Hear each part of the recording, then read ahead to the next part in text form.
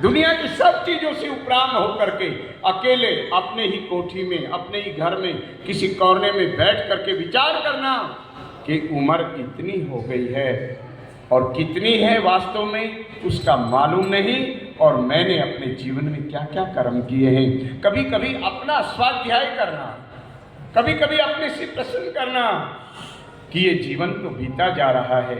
आज तो हम किसी और की पुण्यतिथि पर गए थे, आज तो किसी और को श्रद्धांजलि देने गए थे, परंतु ये दिन हमारे लिए भी तो निश्चित है ना।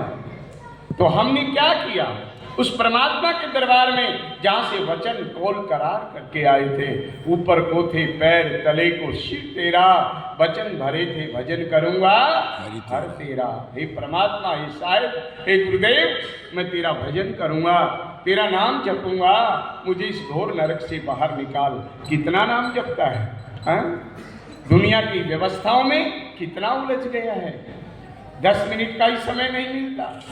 एक घड़ी आधी घड़ी आदि ते पुनियाद, तुलसी संगत साध की हरे कोटि अपराध। कितनी साध संगत करता है, कितने गुरु रविदास जी की महाराज जी का वाणी का पाठ करता है, कितना महर्षि वाल्मीकि जी महाराज की वाणी का पाठ करता है, कितना गुरु नानक देव जी के बताए हुए मार्ग पर चलता है, कितना संतों का सम्मान करता है। तेरे दिनचर्या को जरा पढ़ ले, स्वाध्याय कर, ये समय बहुत कीमती है।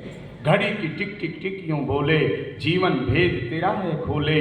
चला जन्म क्यों हार क्यों ना मिले कन्हैया, होवे सच्चा प्यार क्यों ना मिले कन्हैया। उस साहिब से, उस परमात्मा से जब आप सच्चाई में आ जाओगे, मन में हो सच्चाई जैसी थी मीराबाई, तू बन जा सुदामा धन्ना और नंदा नाई। अगर ऐसा हो गया, सुदामा जैसा हो गया, मीरा तुकाराम जैसा हो गया, रविदास साहिब कबीरदास जी का हो गया, तो फिर क्या होगा।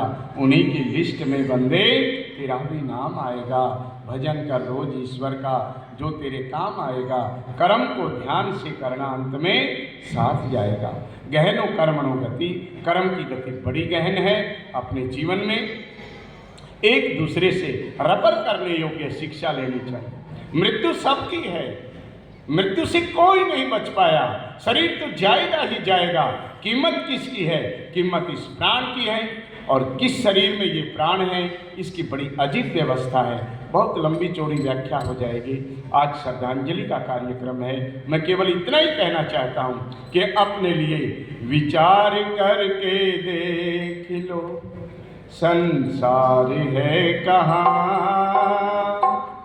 जो कुछ दृष्टि आता है ब्रह्म के आधार से, ब्रह्म के आधार से आंख देखती है, ब्रह्म के आधार से कान सुनता है, ब्रह्म के आधार से चमड़ी स्पर्श का बताती है, ब्रह्म के आधार से नास सुगंध बतलाती है, ब्रह्म के आधार से रचना बतलाती है। खट्टा है, मीठा है, चटपटा है, कैसा है। मूल आधार क्या है? मूल आधार है ब्रह्म, जिसको आप जीव समझते हो, जिसको आप श्वास मानते हो, वो है ब्रह्म। जब वो निकल जाता है, ब्रह्म बोले, एक संत ने बहुत अच्छा कहा, ब्रह्म बोले काया क्या बोले, और बिन काया ब्रह्म कहाँ बोले। बोलता है, सुनता है, ये ब्रह्म है, और वो ब्रह्म काया के बिना नहीं बोलता। कितना सुंदर मेल है आपस में। ब्रह्म बोलता है पर शरीर में बोलता है, देह में बोलता है। जिसको देह मिलेगी उसके अंदर प्राण आएगा, वो प्राण और देह का संयोग होगा, और फिर ईश्वरीय कृपा होगी तो बोलता है। कई बार देह भी होती है, प्राण भी होता है, साहिब की मर्जी नहीं बोल पाता। 90 वर्ष का होके चला जाता है, गूंगा ही मर जाता है, नहीं देख पाता, वैसे ही चला जाता है सूरदास की श्रेणी में। जीव भी है, शरीर भी है, ब्रह्म भी है, शरीर भी बहुत सुंदर है, परंतु देख नहीं पाता। कई लोग सुन नहीं पाते। अगर हमें दिखता है, अगर हमें सुनता है, अगर हम बोल पाते हैं, अगर हमारी ज्ञान इंद्री, कर्म इंद्री, मन मस्तिष्क ठीक है, तो समझ लेना परमात्मा की कृपा में कमी नहीं, परमात्मा की कृपा में कसर नहीं।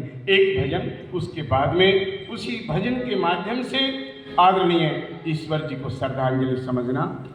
मनुष्य